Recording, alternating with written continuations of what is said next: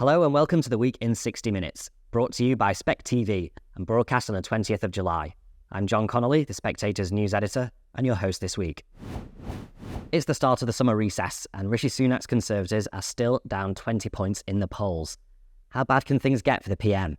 I'll speak to Katy Balls. The magazine's cover story this week is the Great Motorist Rebellion and London's ultra-low emission zone. Sadiq Khan wants to expand it to the furthest reaches of outer London, but a motorist being pushed too far. I'll speak to Lionel Shriver and Robert Hardman. Douglas Murray writes his column this week about Canada's creeping euthanasia laws, which will soon allow those with mental illnesses to legally take their own lives. He'll be on the show. Is Ron DeSantis's campaign to beat Donald Trump in freefall? Freddy Gray joins me to discuss DeSantis's flailing run for the Republican nomination. And finally, what makes a real sports fan? And why do some fans turn away when sports gets too tense? I'll speak to Mark Mason. Before we get going, please do subscribe to our YouTube channel. SpectatorTV is picking up thousands of new subscribers every week, and you should be one of them. Just click the subscribe button at the bottom of this video and tap the bell icon so you never miss an episode. First up, how bad could things get for the Tories? I'm joined now by political editor Katy Balls.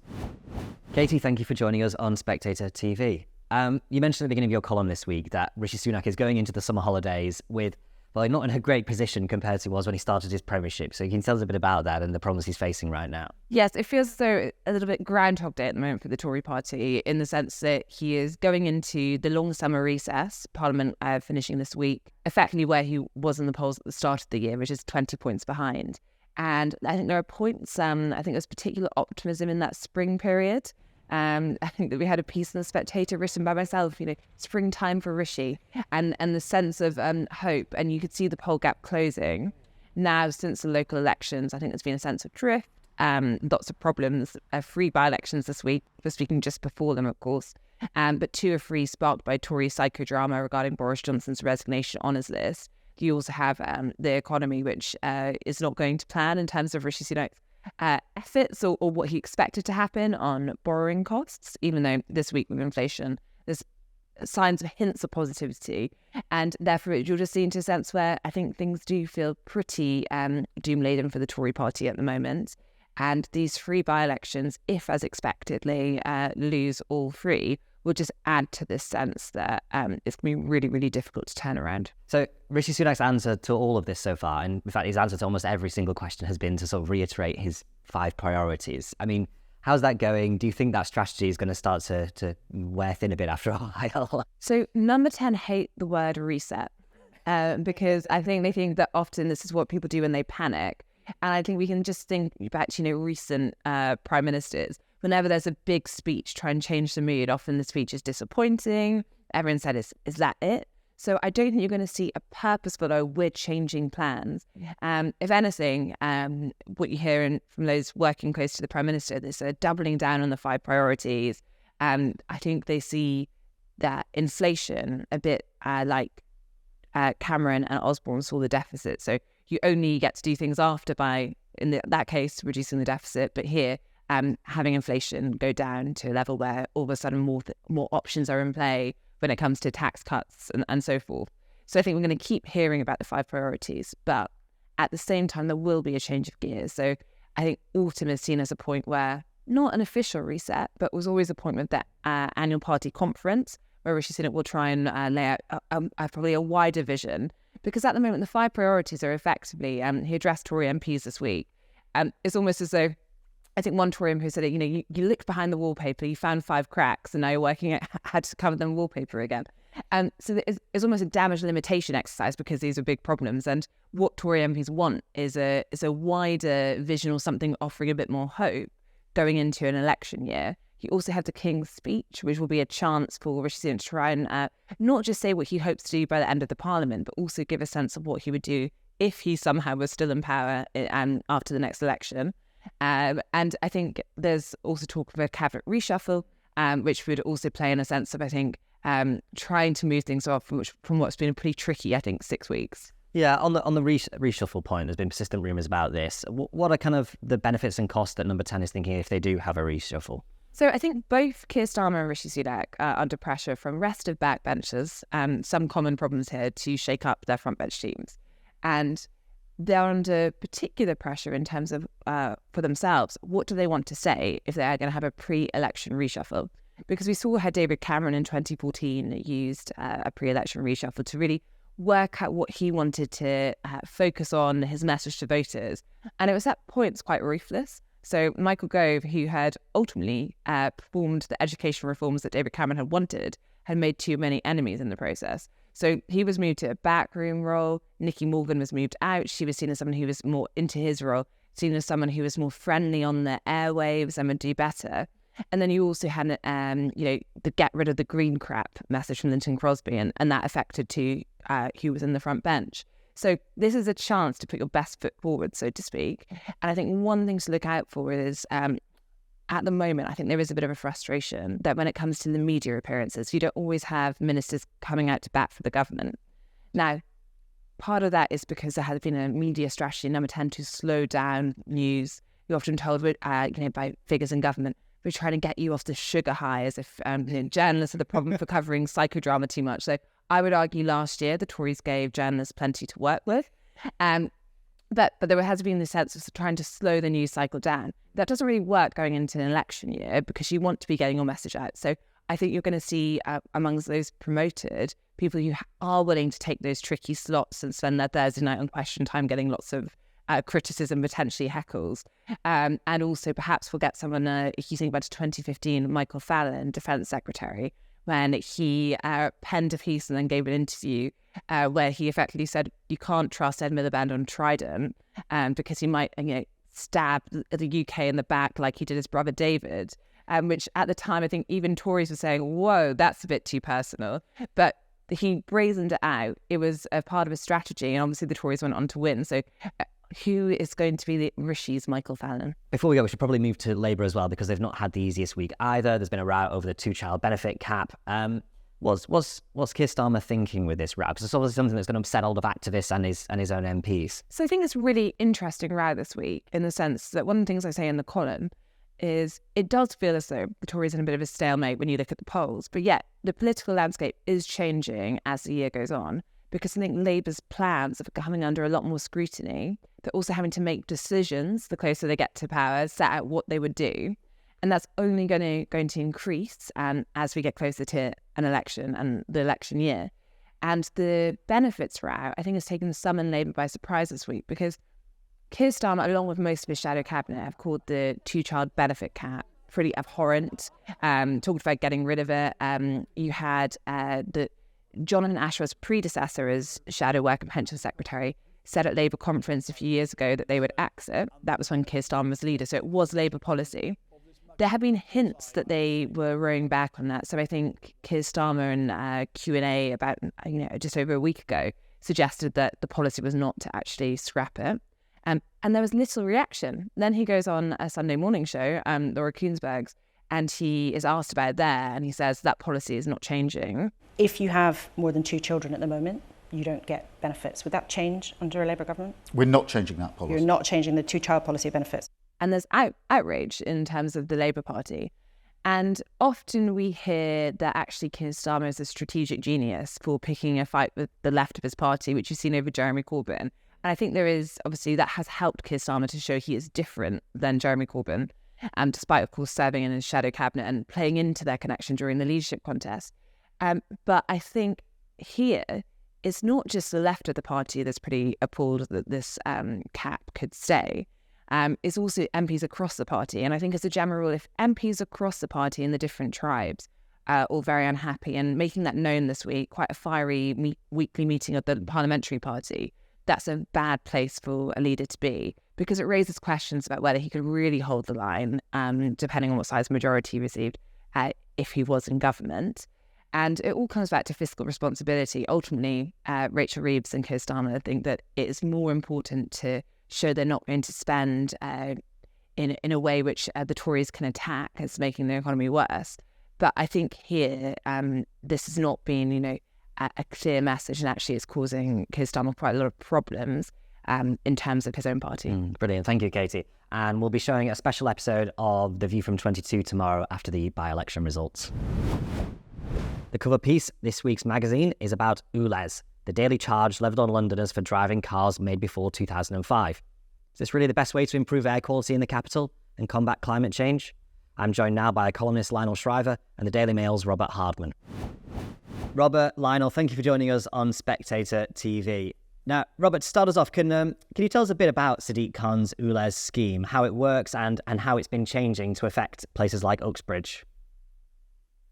Well, yes, it's now entering its third phase. It started out as a charge on, it essentially boils down to what sort of diesel you're driving. But if you've got a car that predates 2015, then you are not Ulez compliant. It stands for ultra low emission zone. It began imposed in central London, where people were perfectly used to things like the congestion charge, where there are plenty of buses, tubes, and it generally just sort of arrived. Then it was extended in 2021 to inside the north-south circular zone.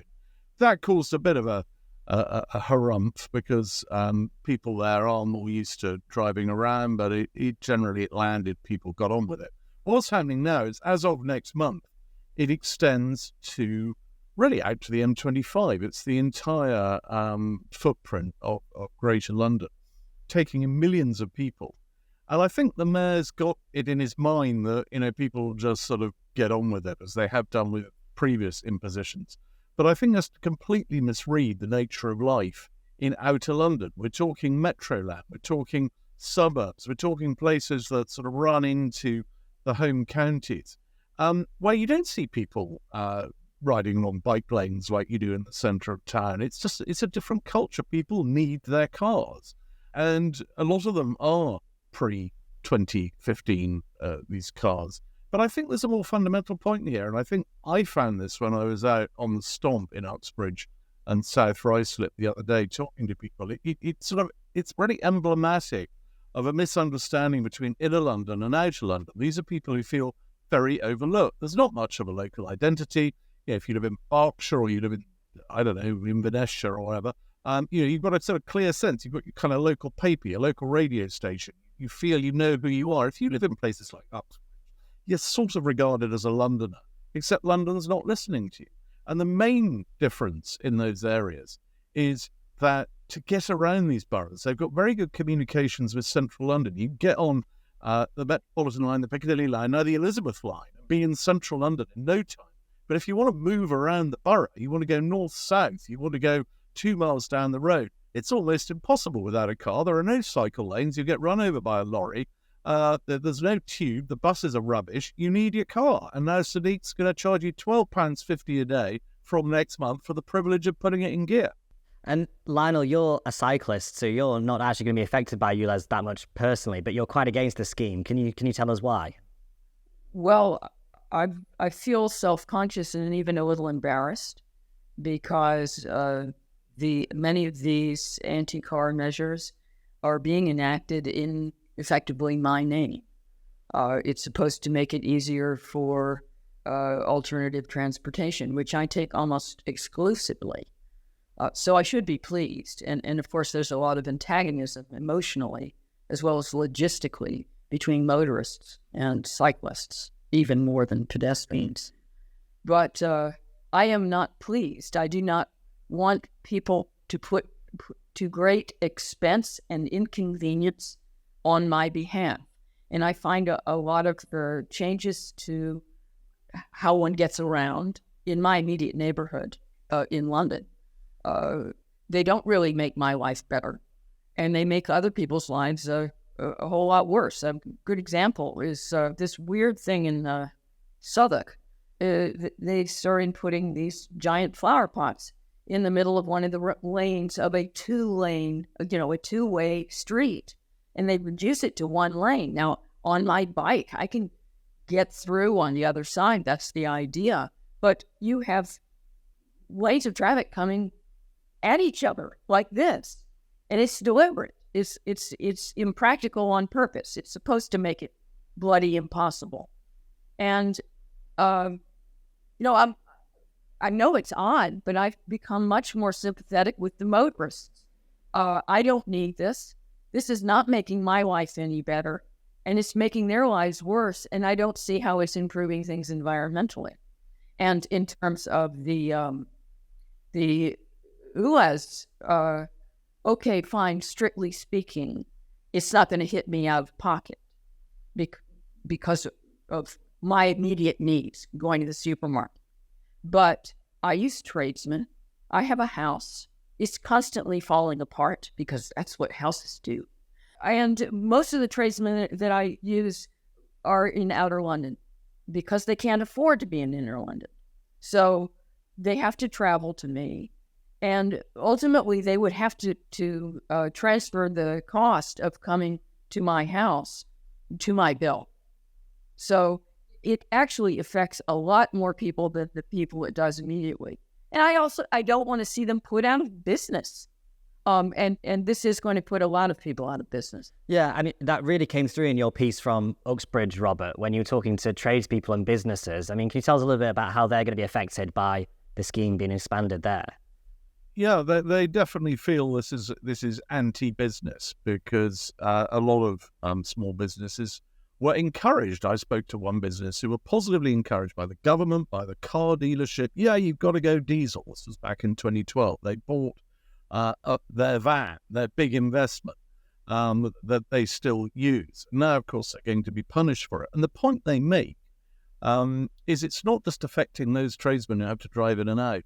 If you're running a business in those peripheral areas, what you're effectively doing is alienating 50% of your potential clientele, because as this carpet showroom I went to see in Ruislip, the lady there said, look, for years people will drive in and they'll have a look at carpets and they'll make a decision. Now they're not going to come to me if they come from outside the zone, and Uxbridge is right on the edge. People outside the zone aren't going to come into the zone. So you're automatically alienating those sort of people who will gravitate outwards. I went to a hustings. It was fascinating, actually. There were 11 candidates there. The two main ones weren't, for various reasons. But everybody, even the Greens, even the Climate Party, were arguing against the way that Mayor Khan is imposing this rule. The Climate Party made I thought, quite a sensible suggestion, which is, well, maybe you start off with a very small penalty charge, sort of £1 or £2 per day, and then gradually, incrementally work it up as as old vehicles work their way out of the system. It's incredibly unpopular. I mean, the Labour position is that this is just a sort of Tory scaremongering tactic. No one really cares about Ulez. Everybody wants clean air. But almost every candidate, as I say, there are two candidates who are standing simply on a no Ulez ticket, and there really is a sense that it's picking on small people, and it goes far beyond just those who might have a car that's not compliant. And even those people who've now gone and bought a car that is compliant are extremely cross because they've had to go and spend thousands of pounds, tens of thousands of pounds in many cases on a car they didn't need. So I think, I don't know whether it's going to be enough to win or allow the Tories to hang on in Uxbridge, but it's certainly going to cost Labour a lot of votes. Do you think Sadiq Khan has underestimated the anger against it as well then? Yes, I think he's made the mistake of judging outer London by the standards of inner London. And as Lionel was saying, yes, if you ride a bike around, I live in the sort of Middlelands, if you like, in the sort of Shepherd's Bush area. A lot of people ride bikes, but still a lot of people drive around in cars. But I think, that you can jump on a tube, you can jump on a bus. There are ways around it. But out, as I said, out in the beyond the north-south circulars, in the outer suburbs, people, there's a car on every driveway. It's sort of part of life. It is a sort of, I said in my piece on this in the Mail at the weekend, culture wars aren't just about, gender and empire. There is a sort of sense that the motorist out in these suburbs, they do, I think, feel genuinely that they're being marginalised. And I think this could be a much more significant polarisation than simply people who happen to have bought a diesel car pre-2015. Oh. And you mentioned in your piece about this, Lionel, it's very interesting, the fact that, Sadiq Khan has justified this policy on environmental grounds and particularly air quality, but the evidence doesn't really seem to back that. Can you tell us a bit about that? It doesn't add up. And in fact, Ross Clark's excellent cover piece on this issue, he documents that the figures that the mayor has commissioned are fixed and don't stand up. And when you analyze the results of congestion charging originally that he has used to just the expansion of the Ulez zone, the amount of reduction in air pollution is at best 3%. And in terms of particulates, it's actually a little bit worse. So it seems transparently disingenuous that this is really about money race, because ever since the pandemic, Transport for London has been running in the red. They desperately need more money. And that's what an awful lot of this anti-car stuff is about, because councils as well, as Ross mentions, have, they're getting less money from central government. So they need dosh. And they are reaming the motorists as viciously as they know how. And, you add that to a cost of living crisis and the highest taxes in 70 years, and, you just feel persecuted. And I think quite justly so. And I think this is a huge political mistake. Brits are pretty tolerant. They take a lot of abuse, far more than most nationalities, certainly not like the French. But you can push even a Brit too far. Well, I was going to say, Robert, I mean, we've got net zero on the horizon as well. You'd sort of think we're going to start to see more and more of these kind of policies that are going to rub up against people's lives. We're going to get, certain types of car engine bans coming up. Do you think we're going to see a bit of backlash to it, a bit of heavy backlash to it at some point? Well, I was intrigued on the by-election trial. One of the candidates actually, I won't say which one, but confessed to me that he goes around removing ULEZ cameras.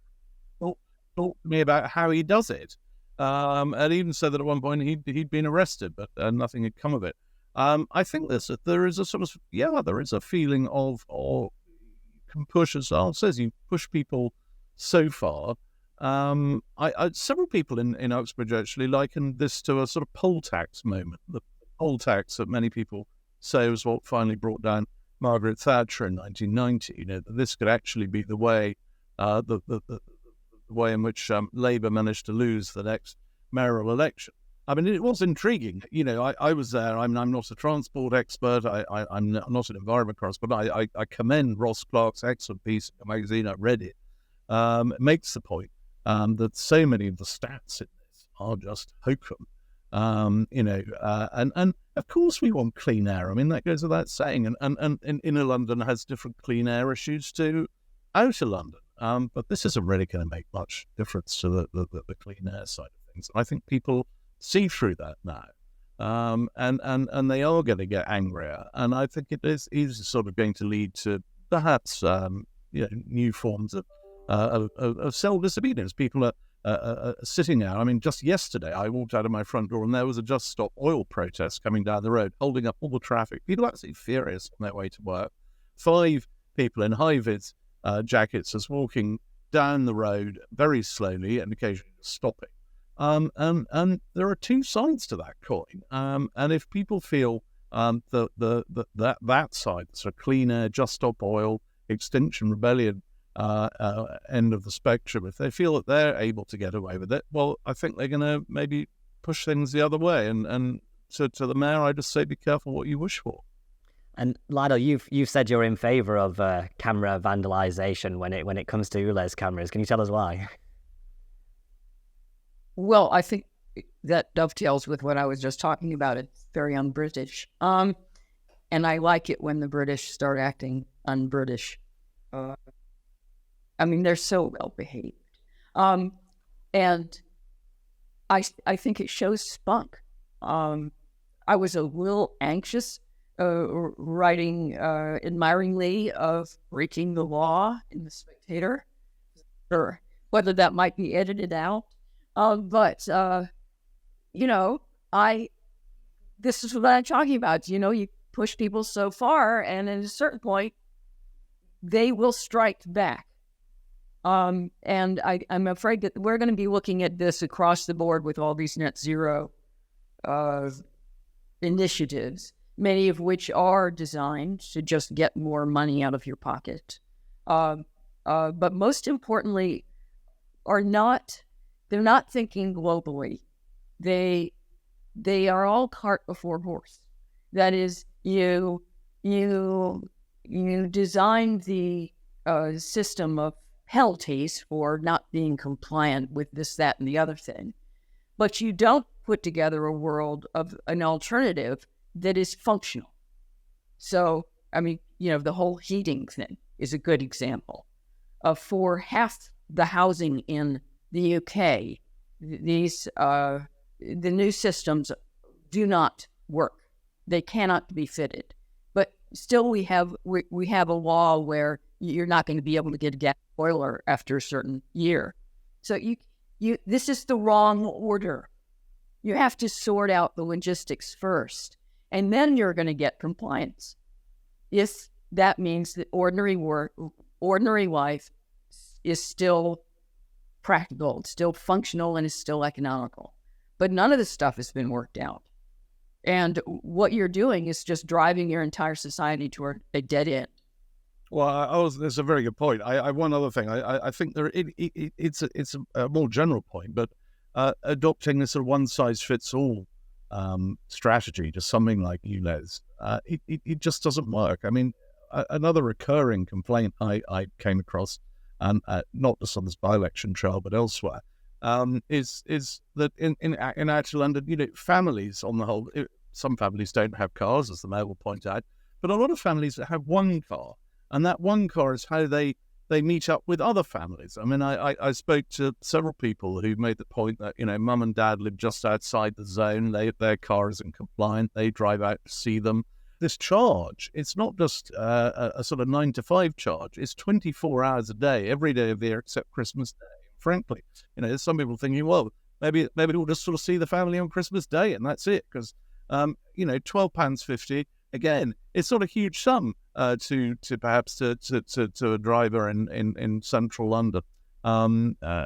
It's added up day by day. It's an awful lot of money out in Uxbridge and South Ruislip, and if it's seen as a policy that makes it harder just to see your loved ones who live a few miles down the road and you have to drive to see them because there's no bus at the weekends and there's no tube, then I'm afraid that is going to have an electoral and political consequence. Brilliant. Thank you very much, Robert. And thank you, Lionel. From next year, Canada will expand its assisted death laws so people with mental illnesses can choose to end their own lives. In his Spectator column this week, Douglas Murray wonders what lovely Liberal Canada is doing. He joins me now.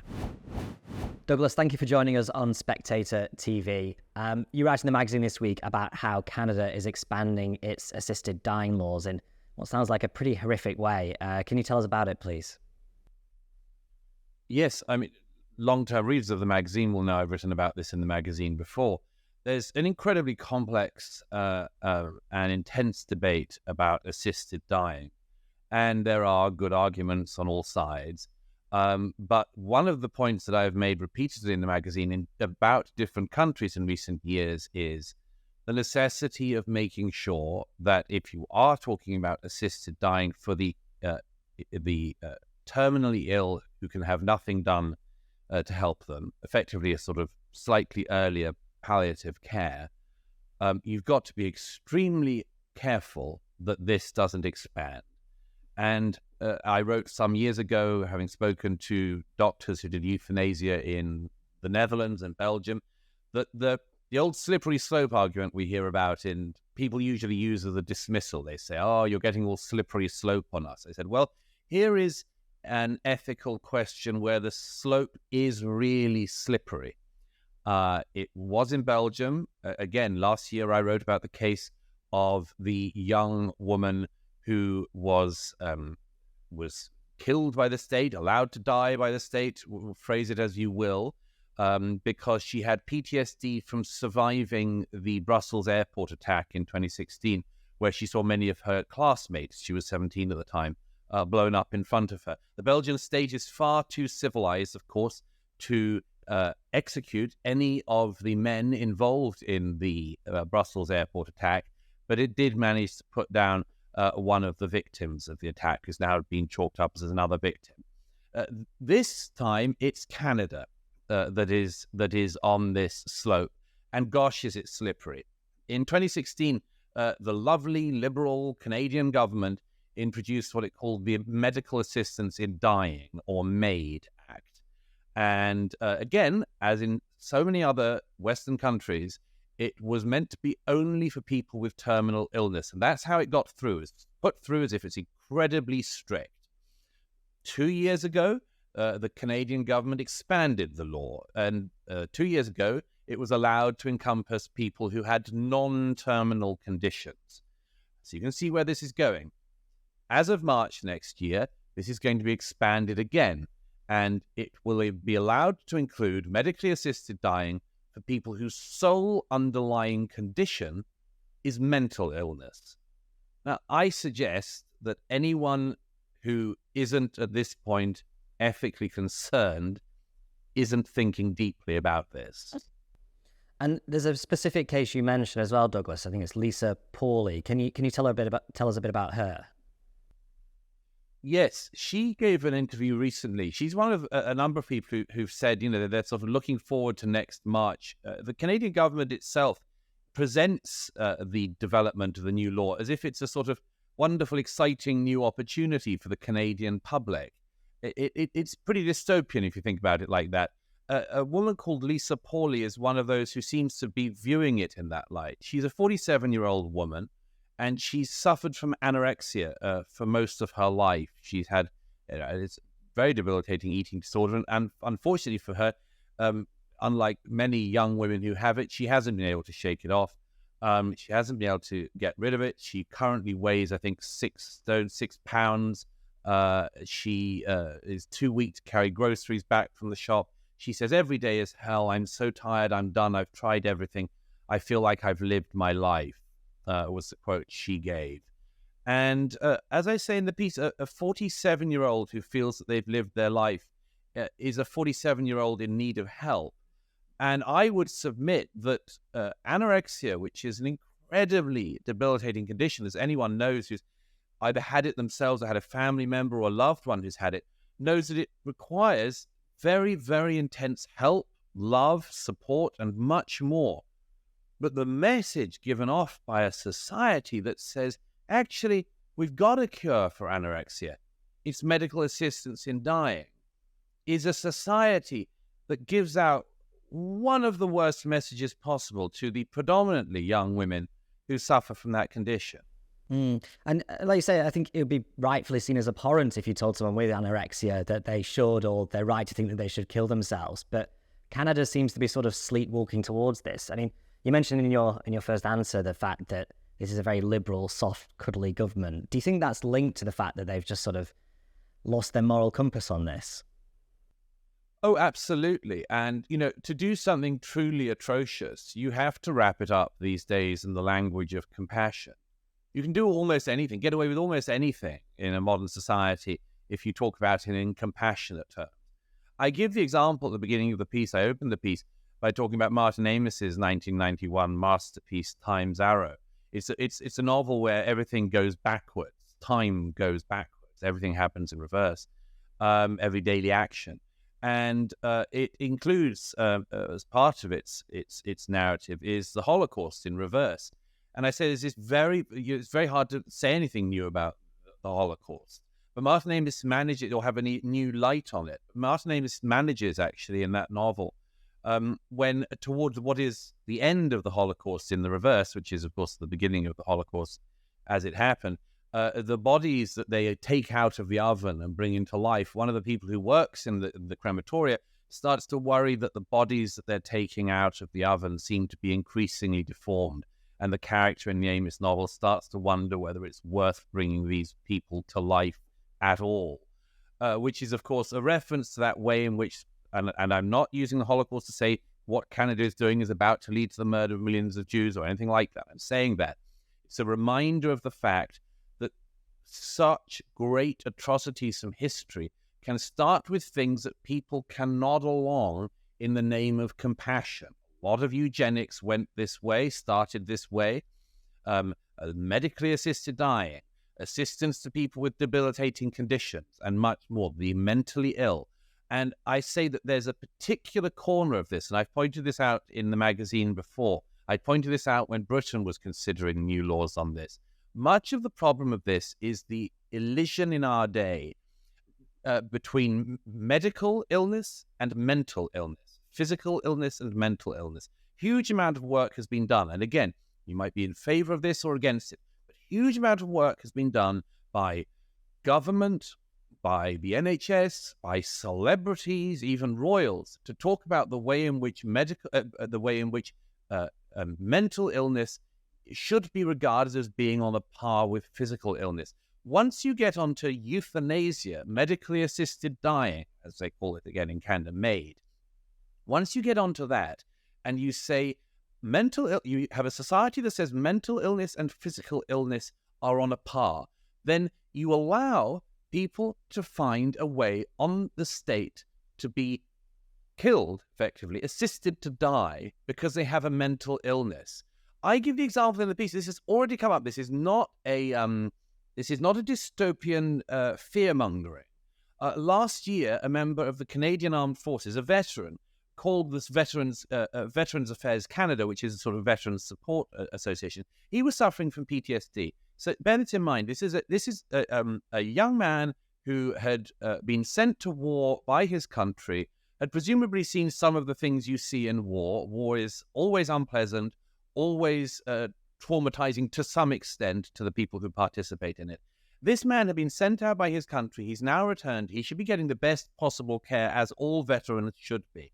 When he called Veterans Affairs Canada, unprompted, it was suggested by the person he spoke with that perhaps he should try euthanasia. Now, PTSD is, especially it's been somewhat overdiagnosed in recent years, but PTSD for soldiers and veterans is a very serious thing which needs very serious, again, love, care, compassion, and treatment. The idea that you would, as a society, say, we will send our soldiers out to fight and kill and potentially die for the country, and if they find it all too traumatic, once they get home, we can kill them. This is not a dystopia. This has already started, and all in the name of compassion. Societies that do this will, among other things, become far less, just as the Netherlands and Belgium are far less developed in palliative care than Britain is, and the doctors involved have told me this, because they have euthanasia in those countries.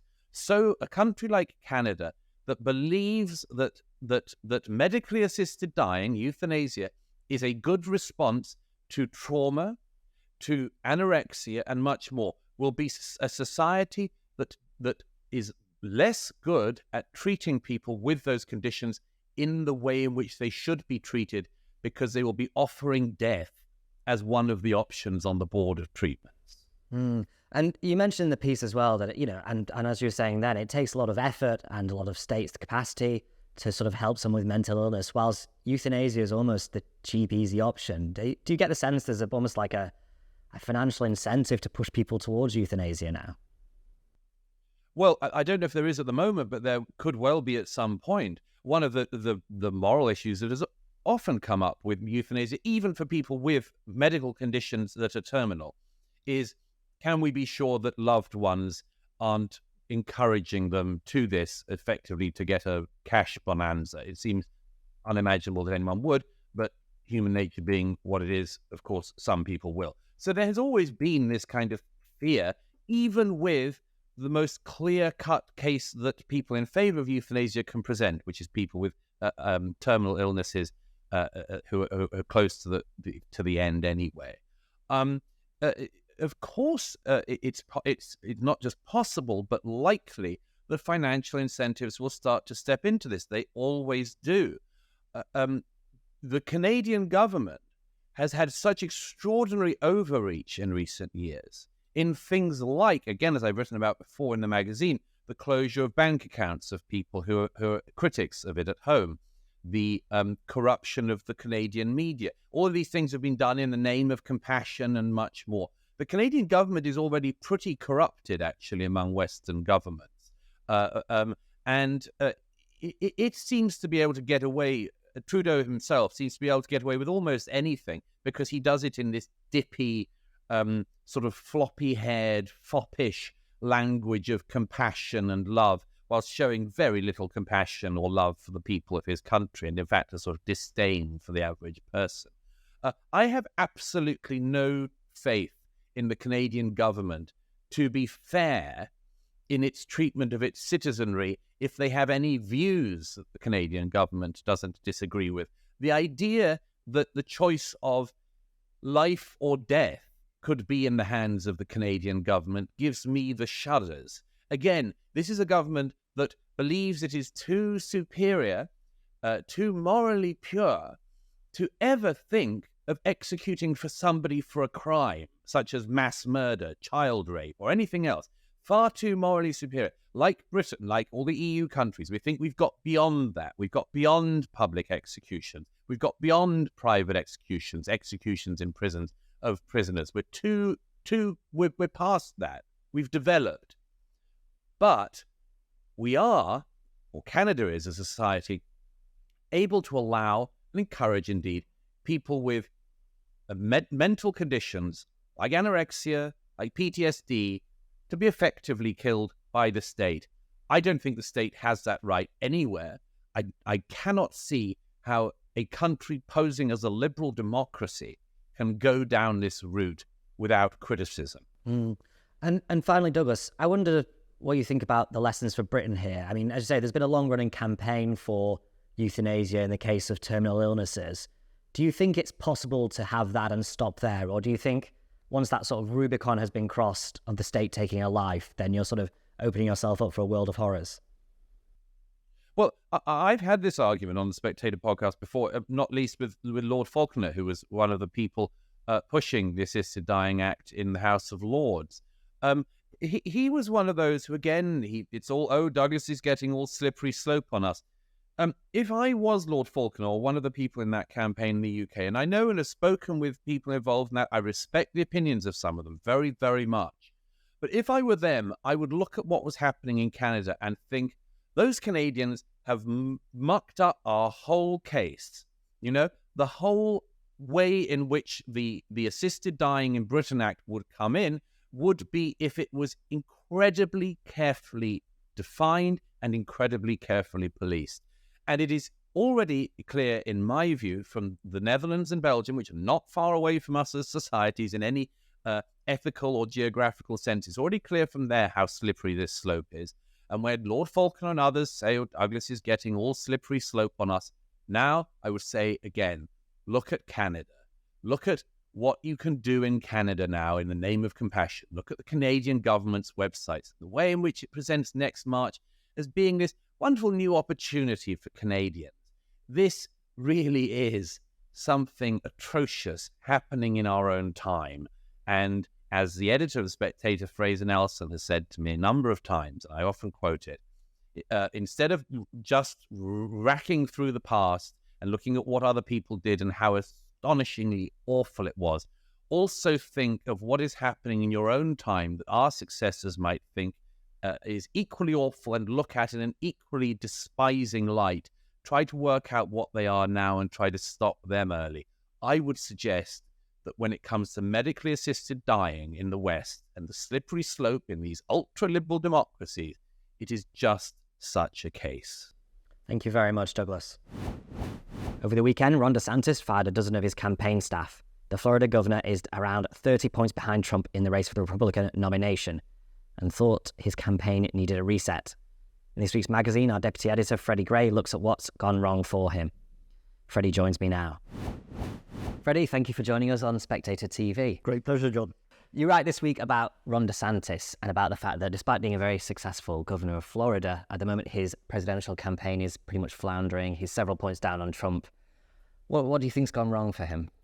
Well, I think there was a moment towards the end of last year after the November midterms where Ron DeSantis, who just won re-election by a staggering 20 points in Florida, which historically is a very closely contested swing state between the Democrats and Republicans. There was a moment, and in those midterms, several high-profile Trump candidates had failed.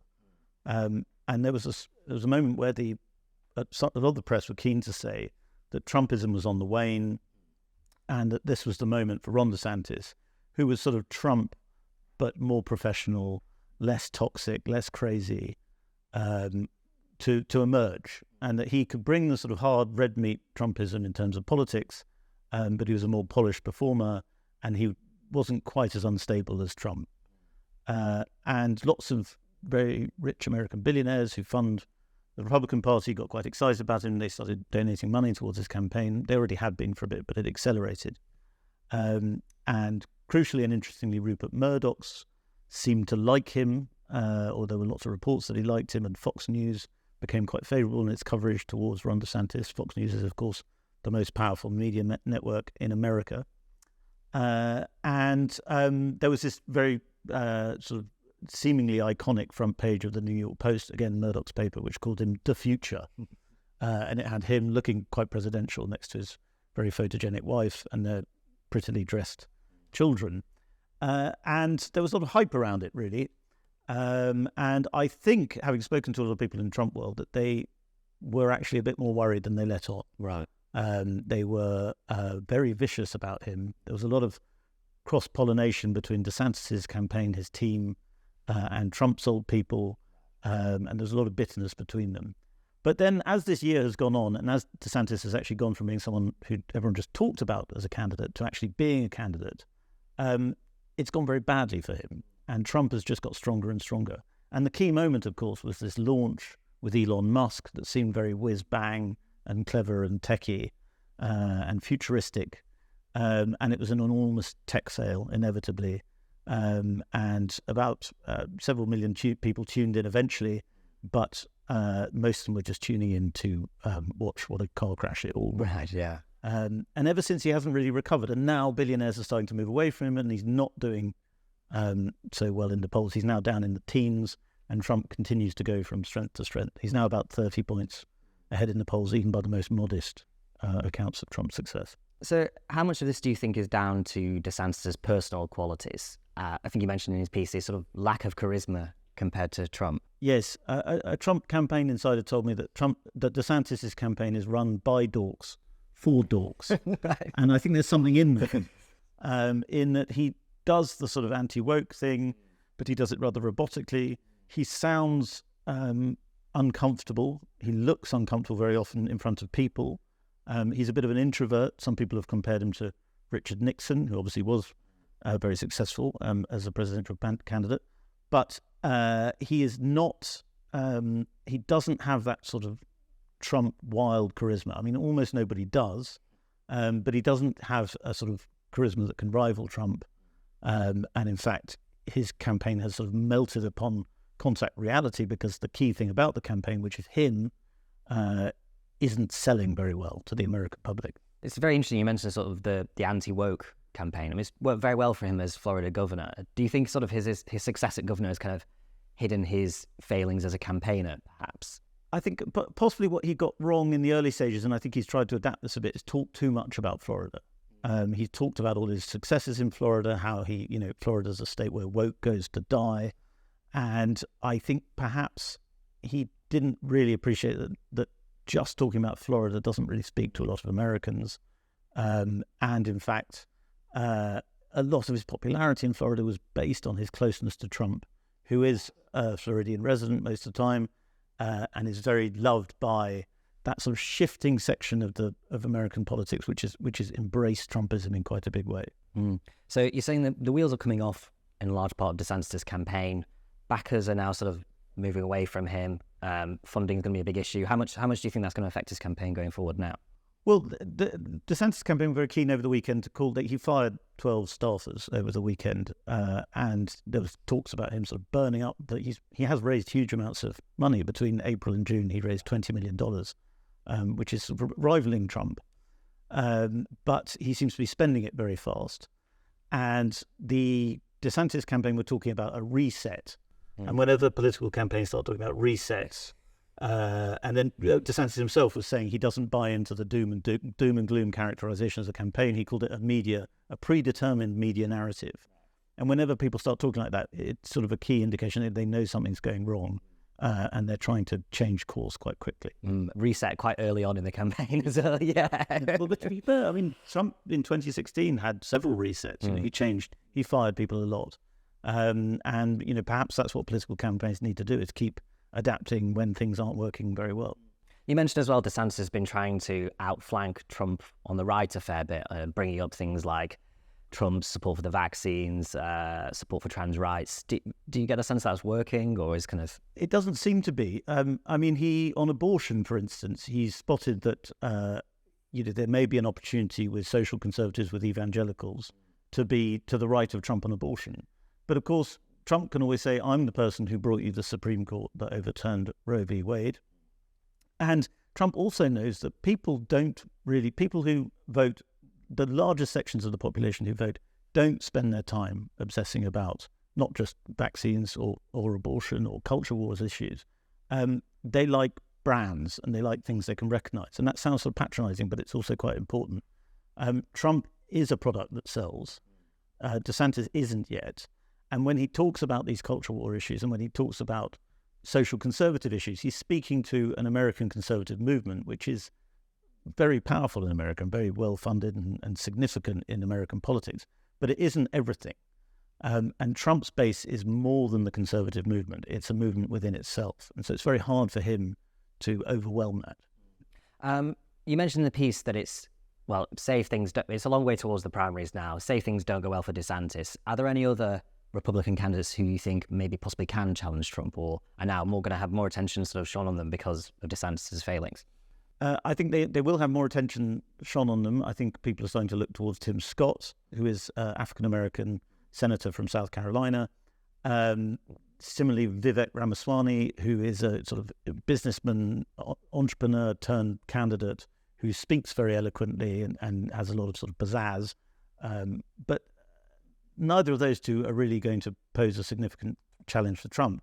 The only thing they can do is do exactly what the people who want to stop Trump in the Republican Party have always dreaded, is carry out a reenactment of 2016 in 2024, where different Republican candidates have sort of highs and lows, but Trump remains on top all throughout, and they end up tripping each other over while trying to get Trump, and they can't coalesce around anyone. DeSantis was supposed to be the candidate that would clear the field so that he could take on Trump, and that so far has not happened. If anything, the reverse is happening now.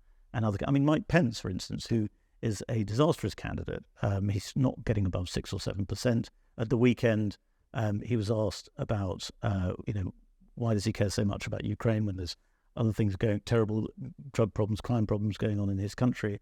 And he said, that's not my concern, which is obviously a very, very bad political answer. It went viral instantly.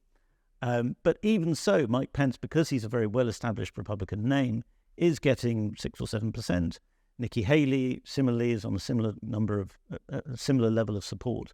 And those people will just draw votes more from DeSantis, I think, than Trump. And they've got no incentive to drop out now if they sense weakness in the DeSantis campaign. Well, yeah, I think it's too early for them to drop out. And unless DeSantis can have a sort of dramatic turn of momentum going into Iowa, which is the first caucus's first stage of the Republican nomination cycle on January 15th, he needs to start changing things very quickly, or we're going to end up with Trump versus the rabble. And in that case, Trump is the inevitable nominee. I think you say one of the other things that could stop Trump is his current legal issues. I mean, what's the state of play there? What's the situation? Is it looking likely that he's going to face a criminal trial, for example, before the next election? I think it will dog the whole campaign. I looked for a while like he might well go to jail for the rest of his life over the hoarded classified documents that he kept in his properties. At the moment, that story's gone quiet. And what's very odd is the way it sort of bubbles up at strange moments. And often, perversely, and this is why there's a conspiracy theory that the Democrats want Trump in the race, so they bring it up whenever he looks as though he might be fading, because every time he does start to dominate the news with his legal worries, his support ticks up again because people actually feel sorry for him and they recognise that this is the politicisation of justice, which it is. I think that you can say that objectively, almost. I was going to say, do you think there's do you think it's a bit of a nightmare scenario for the Republican Party in that Trump wins the nomination? He's already lost one election before against quite a weak candidate in Joe Biden, that they're going to lose again if he does get the nomination. It is a bit of a nightmare scenario for Republican strategists because of the sheer level of opposition that Trump wheels out. Just his name is enough to mobilise a lot of Democratic support. Democrats are having a very good time fundraising for Joe Biden at the moment, largely by talking about Trump, because if you talk about Trump, you get a lot of people pouring money in to stop him. I think Republicans, the ideal scenario for a lot of Republican strategists would be Trump had pulled out the picture earlier and said, I give my full backing to a Ron DeSantis figure. That would have been the ideal. That obviously was never going to happen. And so now Republicans are having to accept the fact that their movement is Trump's movement. And you'll notice that a few people now fall back in behind him because they simply have to. Brilliant. Thank you very much, Freddy. And finally, Spectator contributor Mark Mason writes in this week's magazine about the fans who can't bear to watch sport when it gets too tense. England are currently in a particularly tight Ashes series, and even some commentators have said they're covering their eyes in the crucial moments. Can you be a real fan, though, if you don't watch during the tough times? Mark joins me now. Mark, thank you for joining us on Spectator TV, especially as we're filming while the cricket is still on. I know, I hope you appreciate this. Just for all future references as people watch this over the rest of the match, we're filming this at tea on the first day, and England have taken pitifully few wickets on the first day, and given the weather forecast at Old Trafford, it's not looking that good. But still, let's talk about the piece as though the series is still as exciting as I said it is in the piece. Well, it's very apt that we're doing this while the cricket is on, because you write this week about the people who can't watch sport when it gets too much. So can you tell us a bit about that, please? Well, I thought the idea is something that's bothered me for years, and then the particular idea for the piece came about because of Daniel Norcross, one of the TMS commentators on the BBC. And at the end of the match last week at Headingley, he said that if he hadn't been commentating, if he hadn't been professionally involved in the match, he would have been so nervous by the end of the match when England were chasing that he would have been unable to watch. And it's always struck me as strange when cricket fans or football fans or whatever, when a football fan's team gets to a big final, Champions League final, goes to a penalty shootout. It's the thing you dream of. It's the most exciting bit of sport you could ever possibly hope to witness. And your team is in that position. And what do you do as the fan that's dreamt of that for years, decades? You look away, you go out of the room, you turn the TV off, you decide it's too exciting and you can't watch. And I've never understood it. And Daniel said it last week. And so I thought, right, I'm going to write a piece about this, which is just how crazy it is and how, in effect, I'm sort of accusing them of moral cowardice, which is, these aren't, I don't want to get too serious about this, but they're moral cowards. That they can't. Yeah, they can't stand the heat. The heat is what you dream of as a fan. These are the moments that you've dreamt of. And then why do you then, especially when you've paid a fort, if you're there at the ground, people go and hide at the back of the stand or cover their eyes or whatever. Why do you not relish the moment? Why do you have to hide from it? I suppose these people would say they care so much that they're sort of almost like signalling that they care more than your average fan even. I mean, do you kind of buy that? The sort of caring signalling rather than virtue signalling, or sort of nervousness signalling rather than virtue signalling. Well, I suppose they could say that, but then I don't think they are any more nervous. It's just that, as I say, they're incapable of coping with it. Sorry, Daniel, if you're watching this, I'm calling you a moral coward. No, yes, I take that point, but equally, I go the other way. I have the opposite. I suppose it's fight or flight, isn't it? They flee from the nervousness. I decide to confront it by watching. And during the 2005 Ashes, which is the last series that was anywhere near as exciting as this, in fact, some people have been saying this series is even more exciting than 2005. That's how good it is, because the first three matches have been so close. I remember during that series, I was at all of the games on various days, and whether I was watching on TV or I was at the ground, I remember timing my blinks during the bowler's run-up so that I could be sure that my eyes were going to be open as the ball was delivered and the batsman hit it or didn't, or whatever happened. That's how keen I was to watch, that I remember monitoring how much I was blinking during it. Get my blinks out of the way as Flintoff's running up. And that made sure that when, for instance, at Edgbaston, when Ponting edged the 7th ball of the over, and, an exciting moment like that happens, that I am watching it. Whereas, people like Norcross, when it gets really a squeaky bum tide, as Alex Ferguson used to call it, when it gets to that point, they look away. I think it's crazy. I mean, you mentioned as well people in the piece who sort of find out the results and then go back to watch the match later. I mean, that seems absolutely baffling to me. Oh, yeah. Well, I said that to Dan when I spoke to him for the piece, and we said, because he mentioned the time that he'd done it in 1982 when he was 13, and that's still one of the closest Test match finishes ever. England managed to hang on and to take the wickets that they needed. The Aussies were chasing in the final innings, and England won by 3 runs, which is still, it's up there with Edgbaston 2005. It's that close. But because he was in Australia during the winter, Dan and his father were staying at a farmhouse in the Christmas break. They were staying at a farmhouse in Wales. And as the Aussies kept getting closer to the total and England weren't quite taking all the wickets yet, Dan and his father decided to go out for a walk. They put a cassette recorder by the radio to carry on taping the radio commentary, and then went out for a walk. And as Dan said, it's the sheep were very confused at these 2 English people going out for a walk at midnight. And then they got back. So I said to Dan, well, surely when you got back, you found out that England had managed to hang on and they'd won. Then you listen back to the commentary that you've recorded on your cassette player. It was a C90, Dan remembers, so he knew he was only going to get 45 minutes. So they knew they were going to listen back to that 45 minutes of commentary. I said, surely it takes away from the pleasure because you know what's going to happen. And he said, no, it's even more exciting because I know what's going to happen. I know what to look for if you're watching it back on TV.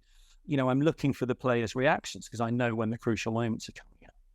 And I thought, well, when do you go to the cinema? Do you go and find out the plot twists in a film you're about to see so that you can relish them all the more? No, you don't. So why do you do that with sport? Like I keep saying, it makes no sense and these people are moral cowards. Well, Mark, I hope you've kept your cassette recorder running by the TV while you've been speaking to us. Before you go, have you got any predictions for the Ashes then? Well, I suppose we were guaranteed. Now, like I say, what's going to happen now that I'm about to say this is that England are going to go bang, bang, bang, bang, bang, clatter of wickets, rack up the runs. Somehow managed to get a result at Ultra. But assuming that doesn't happen and it, the Aussies manage to either get a draw or a win, and so therefore we can't win the Ashes at the Oval. This is written in the stars because as of a couple of days ago, somebody sorted me a ticket for the Saturday at the Oval. So I'm afraid it's my fault. Because I'm going, the cricket gods have decreed that I wasn't going to get a thrilling series finale to look forward to. But who knows? I mean, I've given up trying to predict this series, but if I was going to make a prediction, I would make sure that I carried on watching so that I could see whether it came true or not like these crazy fans. Brilliant. Thank you very much, Mark. That's it for this week. Once again, if you enjoy Spectator TV, do subscribe to our YouTube channel. Just click the subscribe button at the bottom of this video and tap the bell icon so you never miss an episode. Thanks again for watching, and do join us again next week.